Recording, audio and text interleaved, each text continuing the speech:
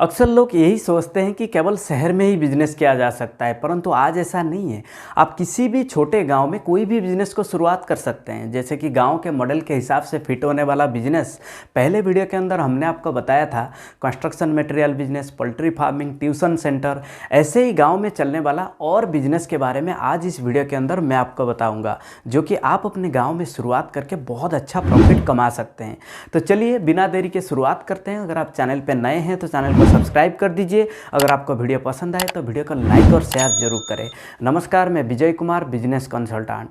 अब देखिए, अगर आपके पास गांव में कुछ ज़मीन पड़ा है और आप उस ज़मीन पर कुछ करना चाहते हैं तो फिर फिश फार्मिंग जैसे बिजनेस आप शुरुआत कर सकते हैं, क्योंकि अक्सर हमने देखा है लोग फिश फार्मिंग करके बहुत अच्छा पैसा कमा रहे हैं, जो कि आप भी कर सकते हैं। यानी देखिए, मछली जो है ना, इसके अंदर भरपूर प्रोटीन और न्यूट्रिएंट्स होते हैं और भारत के 60% आबादी जो कि मछली को खाना पसंद करते हैं। तो ऐसे में देखिए, अगर आप मछली पालन एक छोटे स्तर में भी शुरुआत करना चाहते हैं तो फिर एक छोटे से तालाब बनाकर आप मछली पालन कर सकते हैं।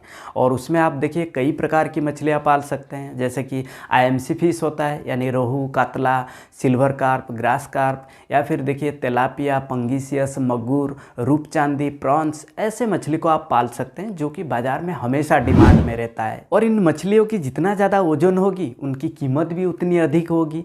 परंतु देखिए, इसके लिए ना हर एक मछली का एक टाइम पीरियड होता है बड़ा होने में। जैसे कि देखिए, जो पंगीसियस फिश होता है ये 1 से 1.5 केजी होने में कम से कम 7 से 8 महीना लेता है। कातला फिश को देखिए 2 से 2.5 केजी होने में ये 1 साल लेता है। या फिर रोहू को देखिए 2 केजी होने में 1 से 1.5 साल लेता है। अब तेलापिया फिश को देखिए 5 से 6 महीना लेता है 500-600 ग्राम होने में। या फिर हाइब्रिड मगुर को देखिए 1.5 केजी से लेकर 2.5 केजी तक होता है ये 1 साल के अंदर।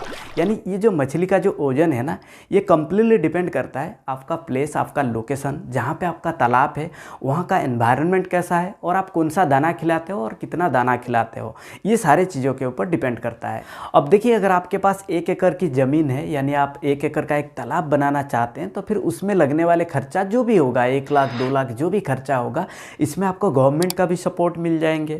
यानी गवर्नमेंट की ओर से स्कीम चलाई जाती है जिसके तहत आपको सब्सिडी भी मिलते हैं, जैसे कि PMMSY यानी प्रधानमंत्री मत्स्य संपदा योजना। इसमें देखिए आप अपने प्रोजेक्ट कॉस्ट के हिसाब से सब्सिडी ले सकते हैं, यानी प्रोजेक्ट कॉस्ट के हिसाब से 40% सब्सिडी ले सकते हैं अगर आप जनरल कैटेगरी में हैं, 60% आप सब्सिडी ले सकते हैं अगर आप वीमेन या फिर SC कैटेगरी में है।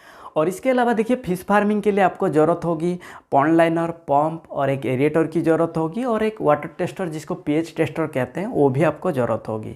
और इसके अलावा देखिए, अपने तालाब में पानी भरने के लिए अगर बाजू में कोई कैनाल है वहाँ से आप पानी को भर सकते हैं, बरसात का पानी को आप स्टोर कर सकते हैं, या फिर बोरवेल के जरिए में भी आप पानी को भर सकते हैं। यानी देखिए, मछली पालन अगर आप 1 लाख रुपये में शुरुआत करते हैं तो फिर आप इसका 2 गुना प्रॉफिट भी कमा सकते हैं। परंतु ये आप कैसे करेंगे? अगर आप इसके ऊपर एक डिटेल में वीडियो चाहते हैं, जैसे कि मछली का बीज आप कहाँ से खरीदें, कितना पानी में आपको कितना मछली पालना चाहिए, या फिर देखिए कौन सा दाना और कितना दाना खिलाना चाहिए ताकि आपका FCR बेहतर होगा, जिसको फीड कन्वर्जन रेशियो कहते हैं, या फिर देखिए मछली हार्वेस्टिंग करने के बाद इसको आप कैसे और कहाँ पे बेचें। अगर आप एक कंप्लीट डिटेल में वीडियो चाहते हैं तो फिर कमेंट बॉक्स पे जाइए, मुझे कमेंट कर दीजिए ताकि मैं इसके ऊपर एक डिटेल में वीडियो बना दूंगा। अब देखिए, गांव के मॉडल में फिट होने वाला बिजनेस है फर्टिलाइज़र और पेस्टिसाइड्स बिजनेस। देखिए, अगर आप रूरल एरिया में फर्टिलाइज़र और पेस्टिसाइड्स का दुकान ओपन करना चाहते हैं तो फिर ये आपके लिए एक बेहतरीन बिजनेस अपॉर्चुनिटी होगा, क्योंकि देखिए भारत एक कृषि प्रधान देश है जहाँ पर बहुत बड़ी मात्रा में फसलों की उत्पादन निकाला जाता है। और वर्तमान समय में देखिए 58% लोग जो कि कृषि पर निर्भर है।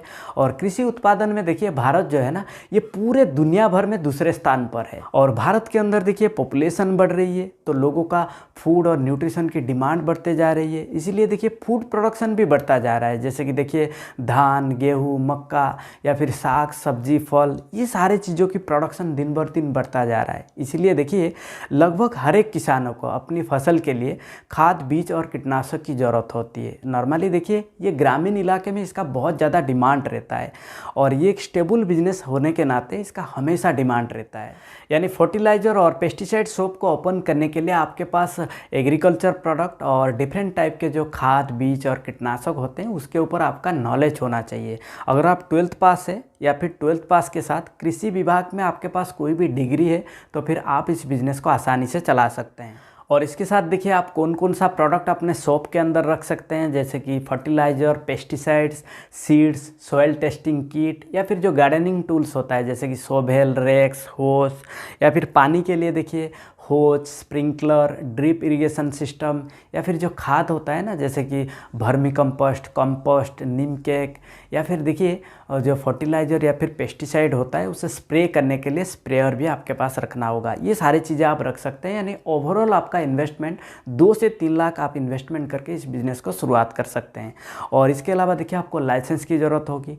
लाइसेंस देखिए आप दोनों मोड पे अप्लाई कर सकते हैं, एक होता है ऑनलाइन, एक होता है ऑफलाइन। अगर आप ऑफलाइन अपना दुकान के लिए लाइसेंस अप्लाई करना चाहते हैं तो फिर आप अपने सारे दस्तावेज के साथ अपने ज़िले में कृषि विभाग कार्यालय में जाके इसको अप्लाई कर सकते हैं। अगर आप ऑनलाइन अप्लाई करना चाहते हैं तो फिर CSC सेंटर में जाके आप अप्लाई कर सकते हैं।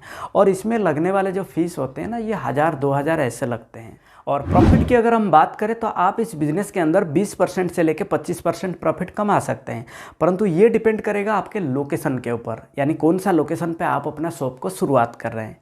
परंतु यदि आप खाद, बीज, कीटनाशक का स्टॉक समय की मांग से पहले कर लेते हैं तो फिर आप अधिक मुनाफा कमा सकते हैं। जैसे कि देखिए खरीफ की फसलें जो होता है ये ज़्यादातर जून जुलाई में होता है, जैसे कि देखिए धान, मक्का, बाजरा, मूंग, मूंगफली, गन्ना, सोयाबीन। तो इसमें लगने वाले जो खाद, बीज और कीटनाशक होता है ये आप जून जुलाई से पहले स्टॉक करके रख सकते हैं। ऐसे ही देखिए रबी सीजन की जो फसलें होते हैं जैसे कि गेहूँ, चना, मसूर, ये ज़्यादातर अक्टूबर और नवंबर महीने में चालू होता है। यानी देखिए इसमें लगने वाले खाद, बीज और कीटनाशक आप इससे पहले स्टॉक रख सकते हैं। यानी देखिए जब सीजन आता है ना तो सीजन के टाइम पे आपके पास सबसे ज़्यादा स्टॉक होना चाहिए ताकि आप इसका अधिक से अधिक लाभ ले सकें। तो उम्मीद है कि ये वीडियो आपको ज़रूर पसंद आया होगा। अगर आपको वीडियो पसंद आया तो लाइक और शेयर जरूर करें। और हाँ, अगर आप इसी प्रकार वीडियो और भी देखना चाहते हैं तो इस चैनल को आप जरूर सब्सक्राइब करें। तब तक के लिए मैं विजय कुमार आप सभी लोगों को हृदय की गहराइयों से बहुत बहुत धन्यवाद।